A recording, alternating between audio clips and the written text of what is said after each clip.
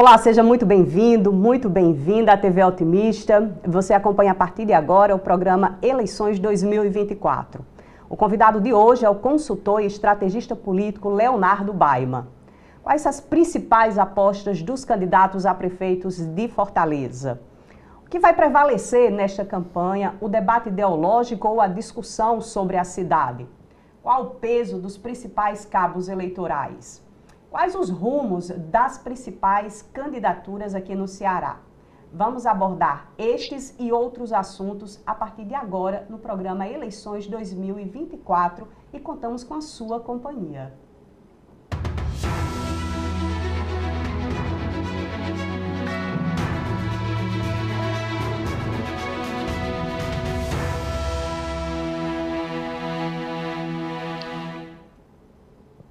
Leonardo Baima é advogado, o entrevistado é especializado em processo legislativo e direito eleitoral.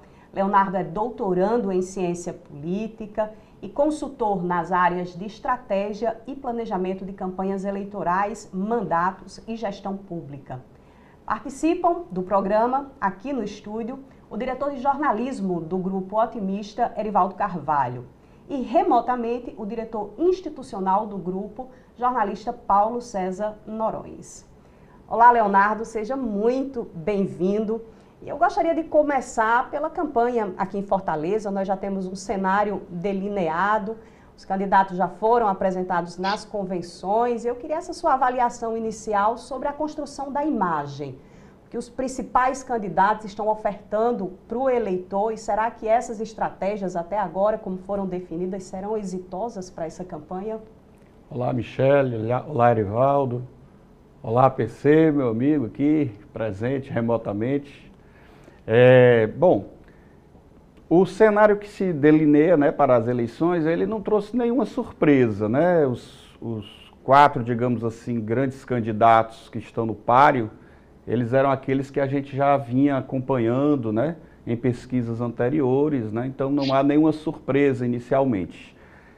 Nesse primeiro turno, a gente pode esperar, pelo que a gente já tem visto durante a pré-campanha, uma disputa um pouco diferente daquilo que a gente tem visto nas últimas campanhas. Porque o que está acontecendo em Fortaleza, numa primeira impressão, no primeiro turno, uma disputa entre campos políticos. Então, se de um lado eu tenho um campo político de centro-esquerda, ele está sendo disputado pelo atual prefeito, candidato à reeleição, Sarto, né, que tem como estratégia mostrar suas realizações, né, na administração pública, né, nos últimos 4 anos, né, programas, políticas públicas, obras que foram realizadas na cidade de Fortaleza.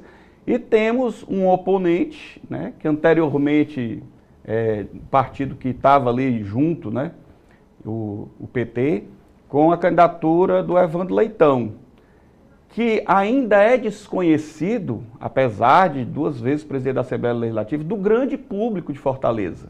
Então, ao contrário de Sarto, Evandro vai precisar trabalhar muito quem ele é, o que foi que ele fez, né, durante os anos em que está na política, e desde 2010 como deputado estadual, né, os cargos que exerceu. Né, para a grande maioria dos eleitores que o conhece, ele ainda é o ex-presidente do Ceará Esporte Clube, algo que faz muito tempo, né?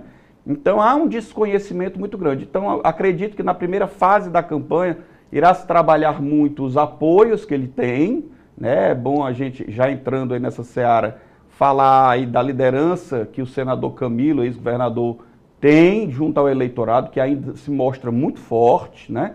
O próprio governador Elmano, acho que vai ser apresentado como um apoio, né? Uma parceria que poderá ser trazida para Fortaleza, mas antes dele entrar nas propostas, ele vai precisar de tempo para poder se apresentar como algo novo, né, pelo Partido dos Trabalhadores dentro do pleito. E do outro lado, no espectro aí de centro-direita, nós temos uma disputa pela liderança desse campo.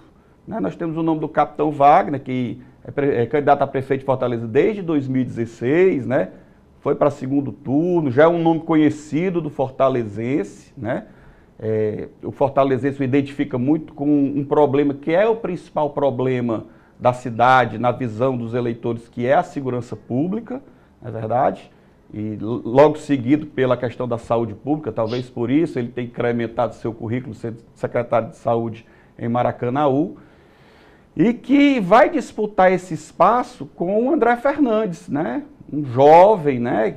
Foi o deputado, vereador, deputado estadual mais votado, deputado federal mais votado também. É uma figura que o eleitor, ele, nas pesquisas, ele compreende que é o nome chancelado pelo Jair Bolsonaro, que é a principal liderança desse campo de centro-direita no país. Então vai haver embates dentro desses campos no primeiro turno. Eu acredito, né, vendo as últimas pesquisas, né, as tendências que a gente tem visto, que nós deveremos ter no segundo turno um candidato de cada um desses polos, né? Então, dessa luta no primeiro turno pela liderança desses polos ideológicos do eleitorado, cada polo desse deverá levar um nome ao segundo turno para que o fortalezense decida, né? Hoje, como eu estava colocando aqui antes da gente começar o programa, ainda é muito cedo para a gente dizer como é que vai terminar o primeiro turno. A gente tem que esperar aí até o final do mês para ver as primeiras movimentações, né, ver de fato a estratégia dos candidatos nessa comunicação, nesse corpo a corpo com o eleitor, na forma deles agirem, para que a gente possa sentir, né, de fato, quem é aí que está tendo mais apelo, né, junto ao eleitor de Fortaleza, tanto o eleitor de classes mais abastadas, A, B, né, como também os eleitores de uma camada que é imensa, né, da periferia, né, das classes D e E. Então, vamos seguir acompanhando, mas hoje eu acredito que esse embate dentro dos campos ideológicos deverá levar cada um desses campos um candidato ao segundo turno nas eleições de prefeito de Fortaleza. O professor Leonardo, pelo que o senhor coloca, nós teremos um representante de cada espectro ali no segundo turno, no hipotético segundo turno, né? Portanto, em princípio, o adversário é alguém que tem um eleitor com perfil mais assemelhado do que o do outro lado, né? Por exemplo, o Wagner vai disputar com o André e o Evandro vai disputar com o Sarto, né? Eu pergunto, o que é mais fácil ou estratégico? É você disputar um voto parecido ou um voto do outro lado do centro, no outro polo de disputa ideológica? Eu acho que o debate tende a ser mais quente, porque você vai ter que se diferenciar sem perder, né? Por quê? Porque é muito difícil um candidato de esquerda conseguir conquistar um voto conservador, né? Dentro desses dois espectros, né, existe uma interseção que é um centro, que flutua ora mais para a esquerda, ora mais para a direita, que é aquele eleitor que ele não tem um compromisso ideológico definido, né? Ele geralmente se decide mais ao final, né, do embate, né? Ele observa. E que com certeza essa interseção é o que irá de fato decidir a eleição, né? Esse eleitor que é um eleitor aí que ele está em todas as camadas sociais, né? Eu diria que são mais mulheres do que homens, certo? E que ele geralmente tem uma idade um pouco mais avançada, né? Acima dos 40 anos, né? Eu acredito que esse eleitor, ele é o eleitor-chave da eleição de Fortaleza, certo? Eu acho que é mais fácil você conquistar um voto que está dentro do seu campo político, que está mais identificado com algumas ideias, né, força desse polo, né? Então, por isso, eu acredito num embate dentro desses polos no primeiro turno. E isso já está tanto evidente depois do primeiro debate que nós tivemos, né, na televisão, até antes mesmo da campanha, né? A gente já consegue ver que essa é a linha de discurso de alguns dos candidatos. O único que foge um pouco mais dessa regra é o capitão Wagner. Porque existe dentro do eleitorado que já votou em Wagner uma parcela que flutua, né? Que ele não é um voto conservador, ele é um voto mais da periferia de Fortaleza, né? E que ele, muitas vezes, ele migra para a esquerda e outras vezes ele migra, né, para o lado mais conservador.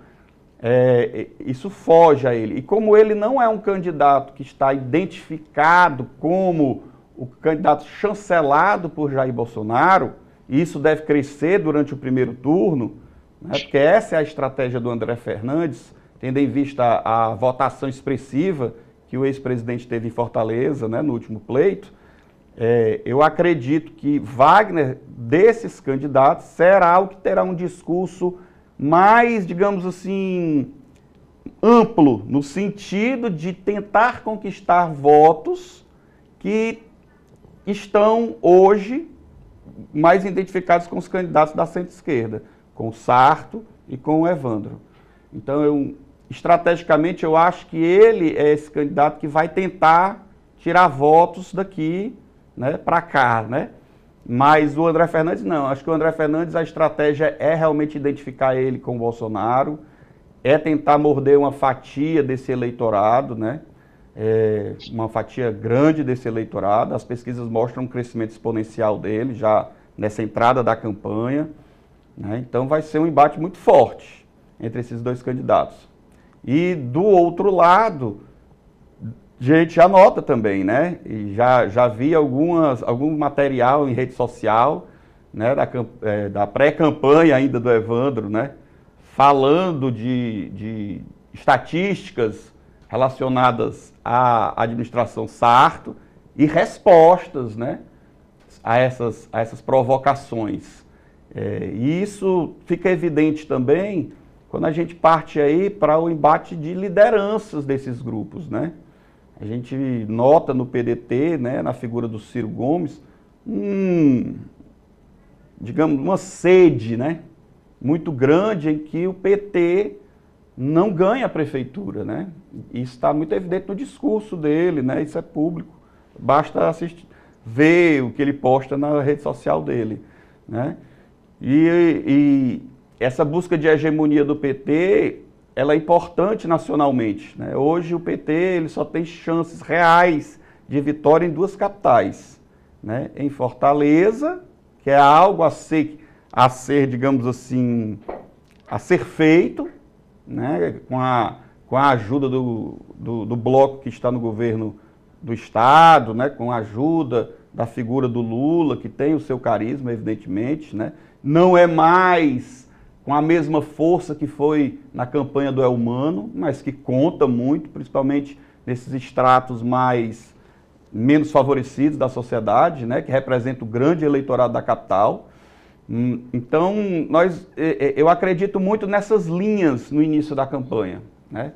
Como isso vai se comportar durante a campanha, a gente vai poder acompanhar aí numa linha histórica de cada pesquisa, né? Eu digo assim, você comparar uma pesquisa com outra, é muito complicado, né? São metodologias diferentes, né? São planos amostrais diferentes, mas na linha histórica, dentro da campanha, de cada uma dessas pesquisas que a gente tem visto aí. PC? Olá a todos, um abraço aí para o Leonardo, seja bem-vindo aqui.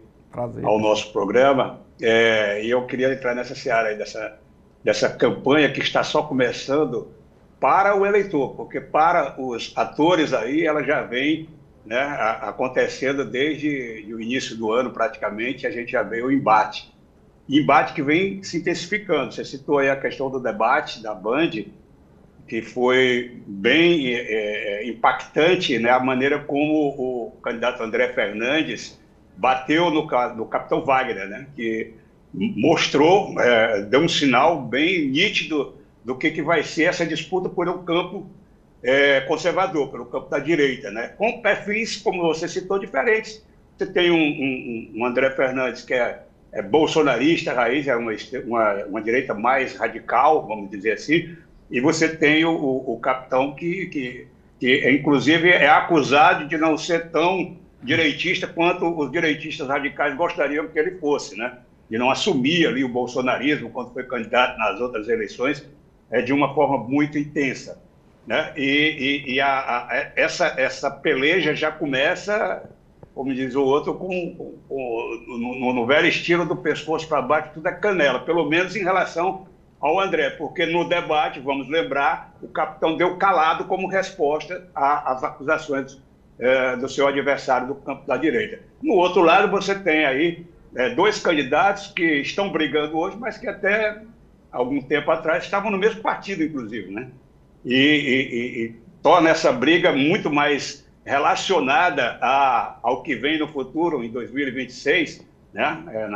Na eleição estadual, do que propriamente a da agora. Daqui é um preparativo para isso aí. A minha pergunta é, diante da beligerância já instalada entre os candidatos em seus campos, o que isso pode impactar na rearrumação no segundo turno? Será que vai sobrar espaço para o diálogo num eventual confronto de segundo turno? Olha, essa é uma pergunta muito, muito boa, viu, PC? Porque eu acredito que esse debate ele deve ficar ainda mais bélico, né, como você colocou. Porque eu não consigo ver uma diferença muito grande do que vai ser apresentado em termos de proposta, né? Posso estar errado, pode ser que apareça algo aí que os diferencie em nível de proposições para Fortaleza, que é o que o povo quer realmente ouvir. Então, eu acredito que as acusações, né, que o jogo de números, de estatísticas, e o resgate de algum ponto fraco que tenha ficado na trajetória no passado, isso vai aparecer durante o primeiro turno, sim. Porque talvez vai ser a única forma de tentar descredenciar o outro, né? Então, eu não acredito numa campanha muito suave de primeiro turno, não. Acho que vai ser um debate bem pesado, com acusações, né, com surpresas, de forma a um candidato tentar descredenciar o outro, principalmente dentro do seu espectro político ideológico, né, dessa concorrência que a gente colocou aqui inicialmente. Eu acho que, inclusive, que do ponto de vista de propostas realmente, de um debate mais aprofundado, talvez a gente só vá ver mesmo no segundo turno. Isso é o que eu consigo ver hoje, né? Um rápido intervalo, voltamos em seguida com o programa Eleições 2024.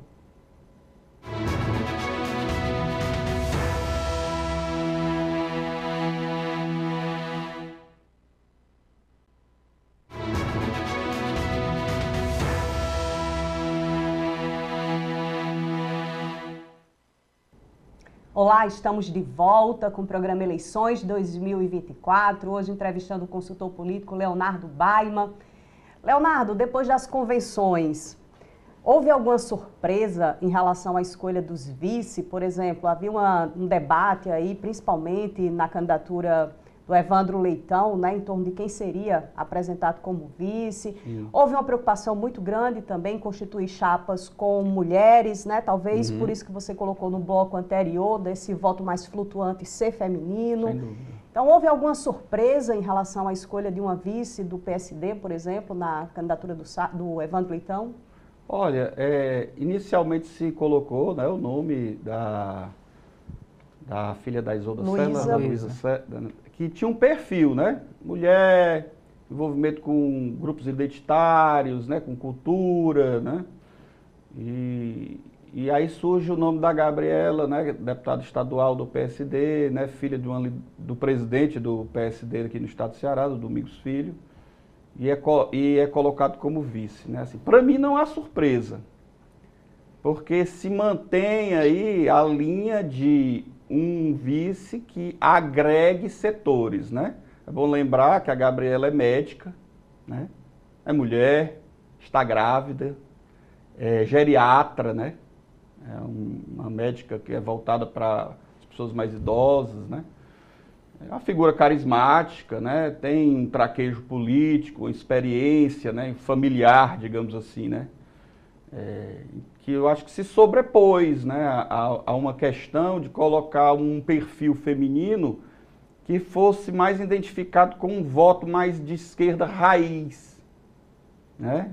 Então, se optou pelo nome da Gabriela por somar do ponto de vista partidário, né? Bom lembrar que o PSD detém um tempo de TV precioso, né?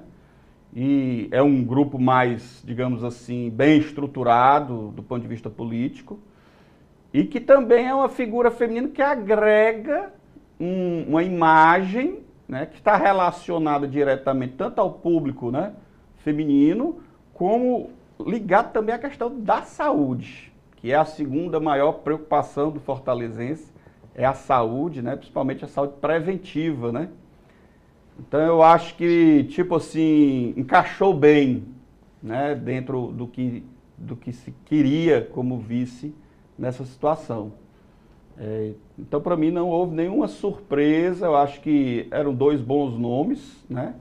Mas se optou aí, tendo em vista também agregar, né, contemplar um grupo que está mais bem estruturado politicamente, né, em torno de uma figura que vai somar dentro desse, como é que eu poderia dizer, dessa identidade que a chapa precisa ter junto ao eleitorado. Nesse sentido, a manutenção do Elcio como vice do Sarto pode causar algum prejuízo, assim, no sentido de que isso não contempla também essa necessidade de incorporar a mulher na chapa majoritária? Pois acho que aí é realmente porque não havia nomes, né? Eu até coloquei aqui, quando estive em junho aqui com o Erivaldo, no programa Política, né? Que eu só conseguia ver dois nomes, ou o próprio Elcio, que articulou toda essa questão em torno do PSDB, né, quando foi para lá, para somar com uma reeleição do Sarto, e o Alexandre Pereira, que é o presidente do Cidadania, né, que é o partido que está federado com o PSDB, e que é secretário de turismo, né, da gestão, um bom secretário, né, uma pessoa que tem uma imagem positiva, mas assim, a gente não conseguia ver nenhuma mulher já com um nome consolidado dentro da política local que pudesse ocupar esse espaço. Eu acho que realmente foi isso. Muito bem. Leonardo, sobre ex-prefeitos, eu até coloco numa coluna que assino no Jornal Otimista, que nós temos aí a ex-prefeita do PT no grupo de Evandro Leitão, nós temos o Ciro Gomes, ex-prefeito no grupo do José Sarto, né? Uhum. E mais para trásmente, né, para fazer justiça, o nome do Dr. Lúcio Alcântara no palanque do Capitão Wagner, né, no Wagner Souza. Qual o peso e o papel de cada um desses ex-prefeitos nessa campanha agora, nessa arrancada de primeiro turno, Léo? Dos três que você citou, eu acho que o que tem aí um papel que pode ser fundamental na campanha seria a Luiziane, né? É bom a gente lembrar que a Luiziane, mesmo depois de prefeito, foi candidata a prefeito 2 vezes, e que nessas 2 vezes ela ficou ali em torno de 15% dos votos, né? São votos que são muito identificados na periferia, né? De fato, ela fez uma gestão muito voltada para a periferia, tanto projetos de habitação, saneamento, né?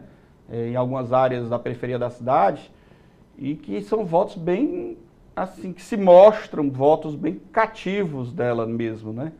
E tem se refletido nas votações dela para deputada federal. Perfeito. Tem uma votação crescente em Fortaleza. Bem lembrado, bem lembrado. Então, dos 3 que foram citados, eu acho que em Fortaleza, nesse momento, quem precisa assim, ser mais afagado, né, melhor aproveitado dentro da campanha, até pela relevância que vai haver no debate, que eu já citei aqui, entre polos, né? Entre polos ideológicos, me parece ser a Luiziane, né? Existe ainda uma certa dor dentro do processo de escolha, né? Junto à militância dela, né? Isso parece estar mais arrefecido, a gente vê aí os movimentos relacionados à campanha do Catanho em Caucaia, né? Ela no mesmo palanque, na convenção lá. e com algumas dessas figuras que você citou, né, o próprio Camilo, Elmano, né, que é originário do grupo dela, é bom que se diga, que se lembre disso, né, da Democracia Socialista, da DS dentro do PT, né, e que ela apoiou em 2012 para a Prefeitura de Fortaleza, né, o Elmano. Então, eu acho que é algo a ser trabalhado dentro da campanha do Evandro, essa inserção da Luiziane na campanha. Eu acho importante. Isso pode fazer a diferença que ele precisa, né? Com relação ao doutor Lúcio, eu acho que é uma figura que deu uma grande contribuição aqui no Estado, né? Inegável isso, teve uma bela carreira política aí, mas que já está um tanto quanto já afastada, né? Do dia a dia, né? Da cena política do nosso Estado. Não sei, né? No auge dos seus 80 anos, se ele estaria disposto a ter uma inserção, digamos assim, mais proativa na campanha. Sinceramente, não acho que vai ocorrer. Né? E eu estou esquecendo quem agora? O Ciro, né? Eu acho o seguinte, eu acho que o Ciro, ele deve se colocar como um franco atirador, um sniper, digamos assim, nas redes sociais. Deve se permanecer, né, no caso? Deve permanecer. Acho que do ponto de vista institucional da campanha, ele aparecer no programa eleitoral, acho que isso não é positivo. Mais prejudica do que ajuda, né, você disse? Mais, porque a eleição passada, né, de presidente, e as próprias pesquisas mostram que a imagem dele já está bastante desgastada na capital. É um fato, tá? Ao contrário do ex-prefeito, que acho que você esqueceu de citar, Roberto Cláudio. Sim. Eu acho que se tem uma figura no PDT que pode ajudar o Sarto, é o ex-prefeito Roberto Cláudio, que é uma figura que é avaliada positivamente pelo fortalezense, pela sua gestão, pelas realizações, né? E isso, todas as pesquisas que colocam essa questão, né, de lideranças, a gente vê que dentro da campanha do Sarto, quem pode dar uma ajuda a ele do ponto de vista de colocar o êxito da continuidade da gestão dele, né, das realizações, mas que o projeto é muito maior e precisa de mais tempo, é o Roberto Cláudio. O Ciro não. Acho que o Ciro vai ficar na trincheira das redes sociais, fazendo provocações ao PT e à campanha do Evandro. É assim que eu vejo. PC? Eu queria permanecer nessa questão dos vices, ampliando um pouco o espectro, né? Falando também para o lado do conservadorismo, onde não houve como você fazer essa coisa que você chamou de agregar, né? Você não tinha condições de encontrar parceiros, né, para agregar. Então a solução foi buscar internamente, tanto o Wagner como o André Fernandes. No caso do André, é mais emblemático porque ele, como tem uma identificação grande com os evangélicos, ele buscou uma solução interessante de pegar como vice uma pessoa extremamente identificada com o catolicismo, né? com o Shalom, né? Com o Festival Aleluia, aquela coisa toda. Até que ponto isso pode funcionar, essa tentativa aí de fazer, digamos assim, uma coligação ecumênica? Olha, PC, o que eu vejo é o seguinte, né? No jargão popular, né, do backstage da política, né, digamos assim, que é onde eu trabalho, de que o vice ele só não pode fazer uma coisa, ele só não pode atrapalhar. Então, assim, se a estratégia foi essa, né, dar algo mais ecumênico, um lado mais ecumênico, colocando alguém da renovação carismática como vice, uma mulher, né, no caso dele, numa chapa pura, me parece que pode ter sido uma boa ideia, né? Desde que ela se apresentando, as pessoas consigam entender essa mensagem, né? E aí, de fato, a gente não conhece a vice. Eu, pelo menos, assim, eu não a conheço, né? Nunca vi falar, né? Não sei o que é que ela vai trazer para a campanha. Mas, assim, se tem que ser provado que foi positivo, a gente já pode dizer que negativo não foi. Então, isso, do ponto de vista político, já é muita coisa. Leonardo? Provavelmente vai atuar bem localizado dentro do âmbito dela, né? Acho que o trabalho dela vai ser digamos assim, levar e vender a imagem do André para o eleitor católico, né? Sem dúvida. Mas aí tem que ser trabalhada essa comunicação em nível de campanha, né? Que a gente está terminando a pré-campanha.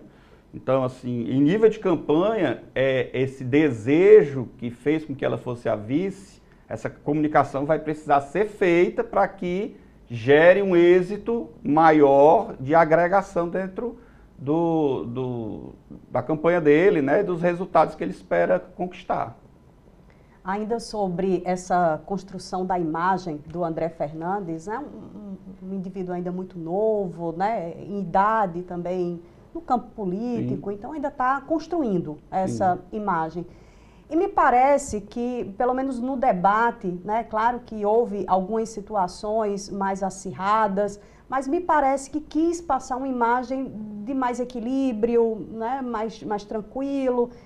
Talvez isso já seja um indicativo assim, dessa mudança para um perfil mais moderado, que talvez seja mais compatível com o eleitorado cearense. Você acredita que haja essa tendência? E realmente, se isso se confirma, pode ocorrer esse mesmo desgaste que ocorreu com o Wagner, em virtude exatamente de buscar esse perfil mais equilibrado, né, mais neutro em relação a essa polarização? Excelente. Eu vejo da seguinte forma, é notável, eu acho que todos que assistiram o debate notaram essa diferença na forma dele comunicar, né? E a gente precisa lembrar que uma coisa é um parlamentar, né? O debate parlamentar, né? E o outro é você estar se colocando à disposição de administrar uma cidade. Então, eu acho que isso foi algo que ele deve vir trabalhando, né? E que me parece que gerou efeito, porque foi notado, né? Uma mudança na forma de comunicar, né? E que me parece uma decisão acertada, porque quando você mede os pontos negativos de cada candidato, né? Aquele que para ele numa pesquisa serve como algo que deve ser trabalhado, né? Para ter um alcance maior, aparecia isso, né? Que era muito, como é que eu posso dizer, bruto, né? Na forma de agressivo, colocar, né? agressivo, pronto, a palavra é essa. Agressivo na forma de falar e etc. Então, me parece que tem sido feito um trabalho e que pelo primeiro debate, né, por diversas pessoas com quem eu conversei, que assistiram o debate, depois a gente se reúne ali, né, para tirar as impressões, né, funcionou. Né? Mas a gente tem que levar em consideração, Baima, só para pontuar também, que o debate é onde se testa realmente se essa coisa funciona, porque nesse mesmo debate o ato falho aconteceu. Em determinado momento ele chamou o PT de uma facção criminosa e acabou gerando um direito de resposta para o adversário. Porque uma coisa é gravar ali, bonitinho todo, você pensa no que vai dizer. Outra coisa é o calor do debate. O calor do debate. Aí onde vai ser testada essa real intenção dele de tentar moderar o discurso. Mas, Paulo César, a sua observação, ela complementa o que eu ia colocar. Eu acho que a grande diferença nessa forma nova dele se colocar, dele comunicar, vai se dar exatamente aí. Ela não vai mudar do ponto de vista das colocações, mas da forma de colocar. Porque essas colocações, elas, como aqui o Paulo César que acabou de citar, né, no debate, elas são necessárias para ele se comunicar com o eleitor que ele quer. São expressões, né, enfáticas, que são utilizadas pelo bolsonarismo em nível nacional. Então ele não vai abandonar a linha de discurso do bolsonarismo. Por quê? Porque ele não quer correr o risco que o Wagner correu de titubear sobre a identidade dele com Bolsonaro. Então ele deve amaciar a forma de se comunicar, mais tranquila, mas utilizar essas expressões, né, essas palavras força, que são próprias do bolsonarismo. É assim que eu vejo. Leonardo, quero pedir licença mais uma vez. Vamos novamente para um rápido intervalo. Em seguida, retornamos com o terceiro e último bloco do programa Eleições 2024.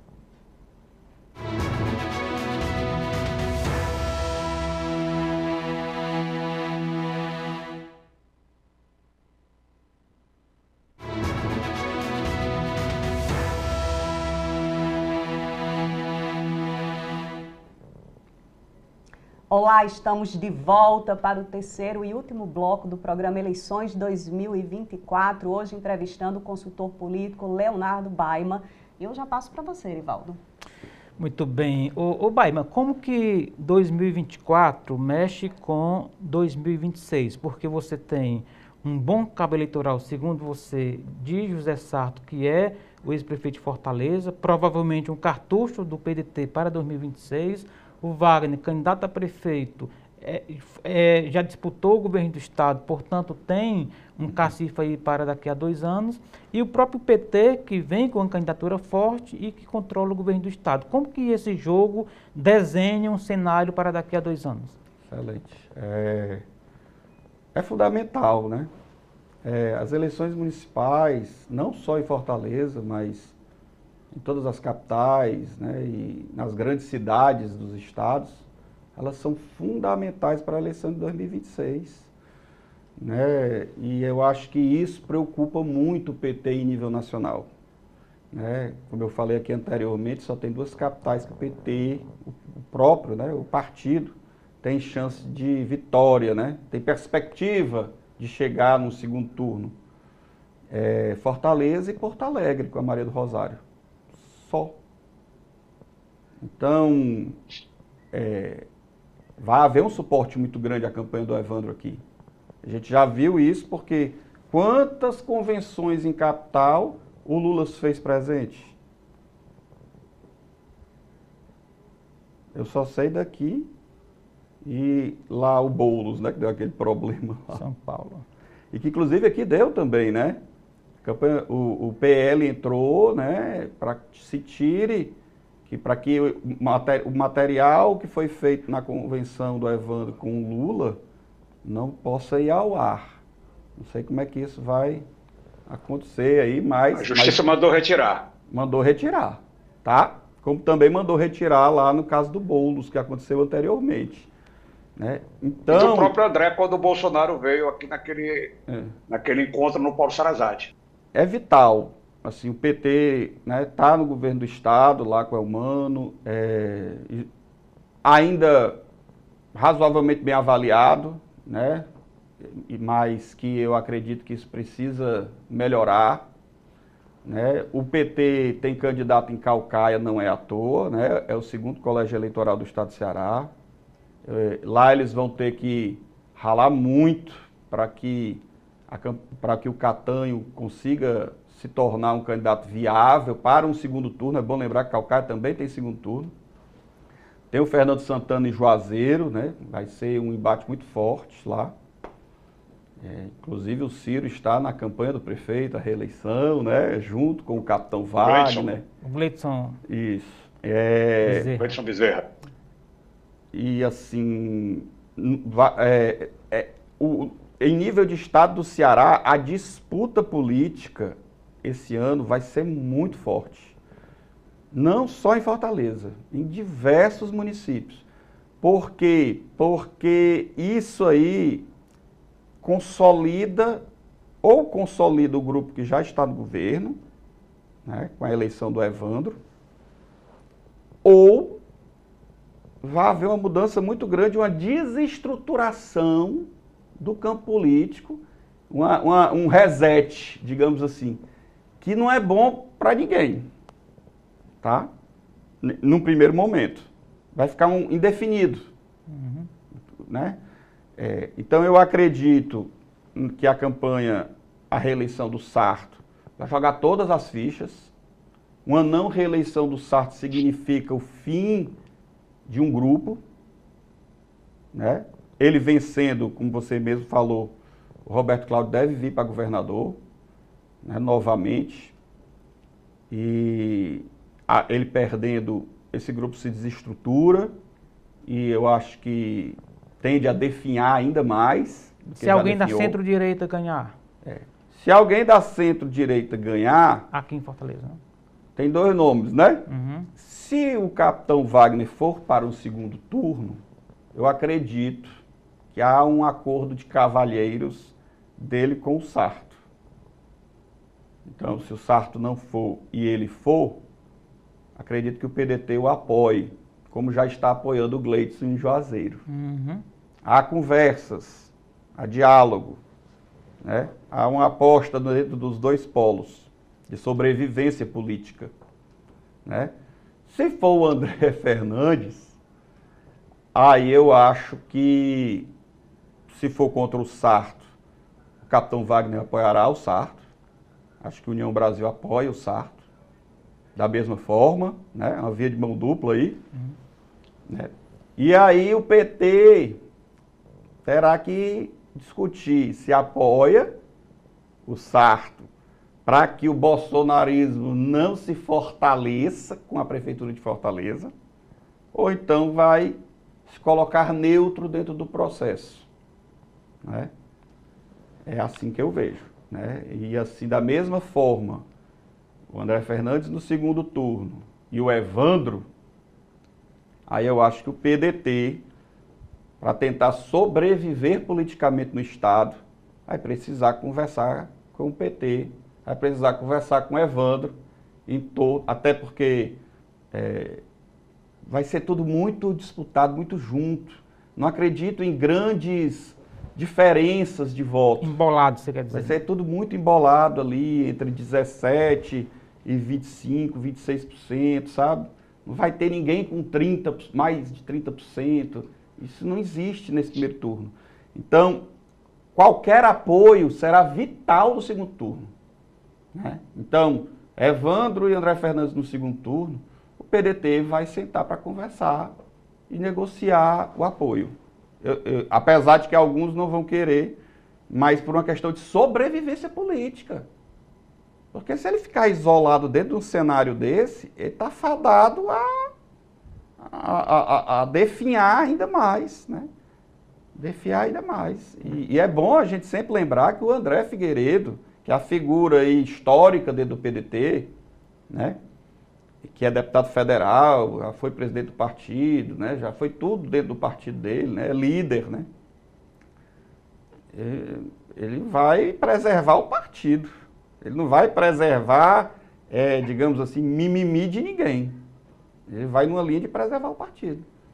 Então, ele já disse isso aqui, inclusive. No programa passado ele já falou que a tendência natural, mas a tendência natural é sentar e dialogar. Até porque o PDT faz parte da base do PT, né? Do governo Lula. Exatamente. Então, assim, não tem muito como fugir desse quadro.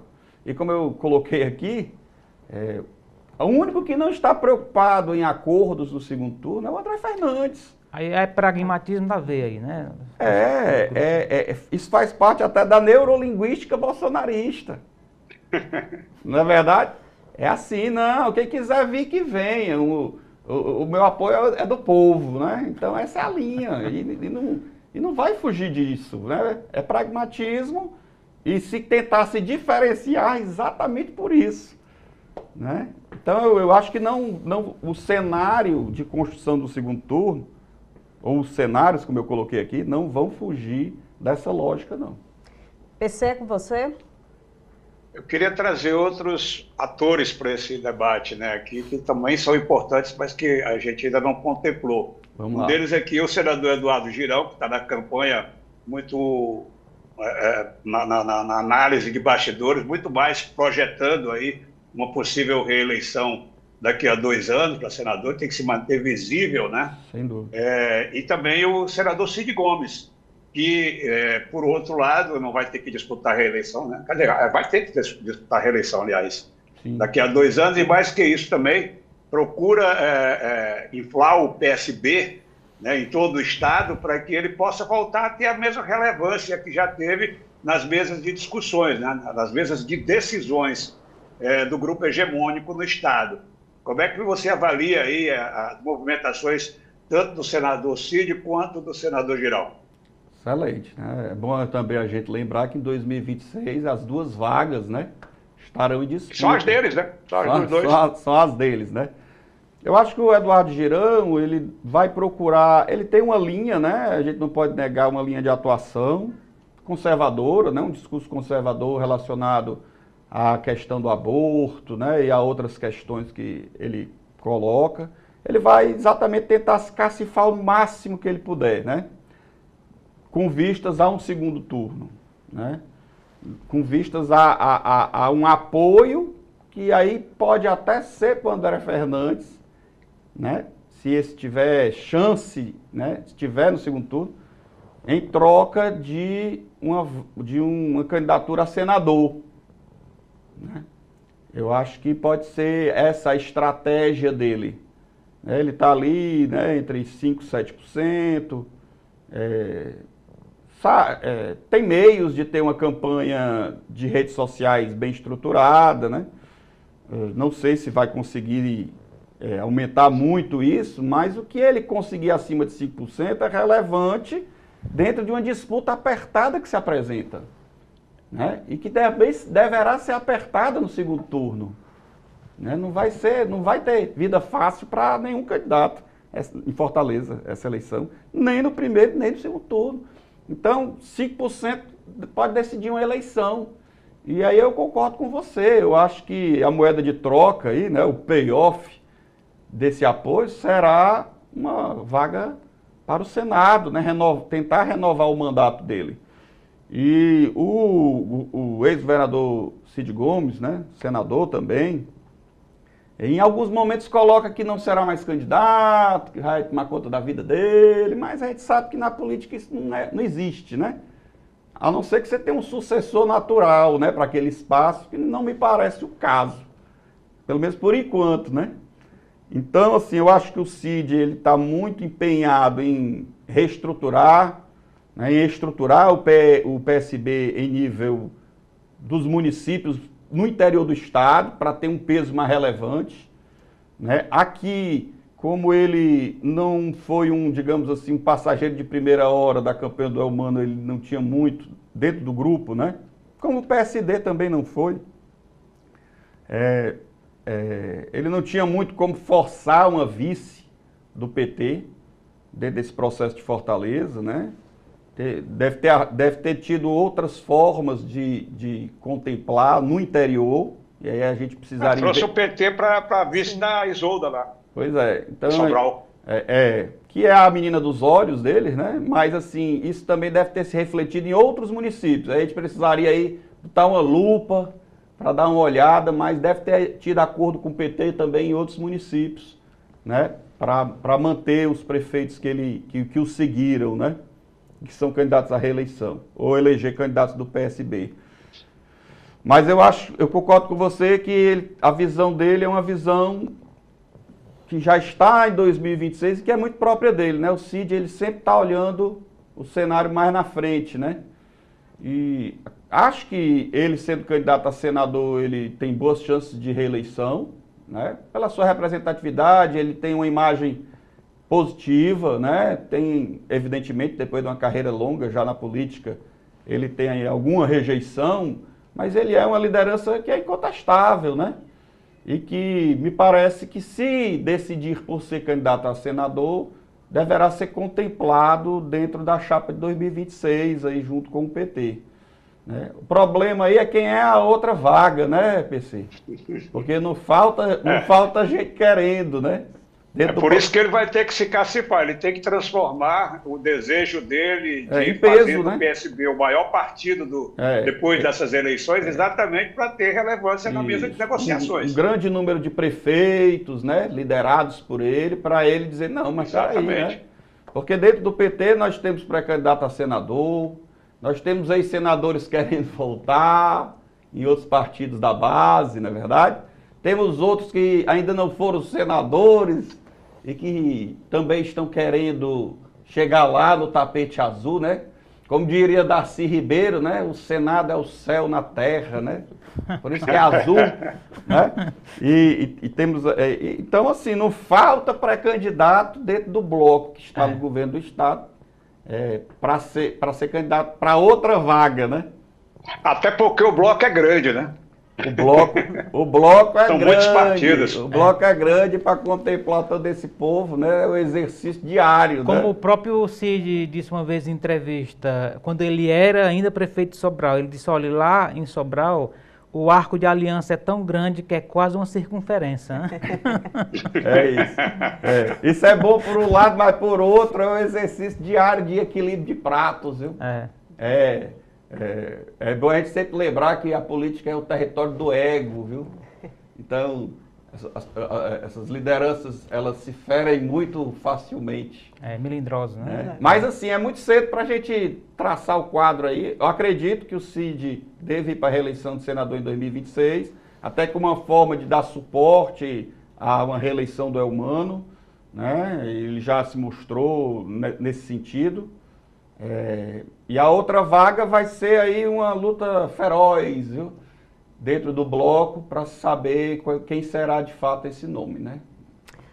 Leonardo, quando a conversa é boa, passa rápido. Chegamos ao final de mais um programa, Eleições de 2024. Quero agradecer enormemente a presença do consultor político Leonardo Baiman e agradecer, sobretudo, a sua presença, a sua audiência, contando sempre com ela nos próximos programas. E até lá.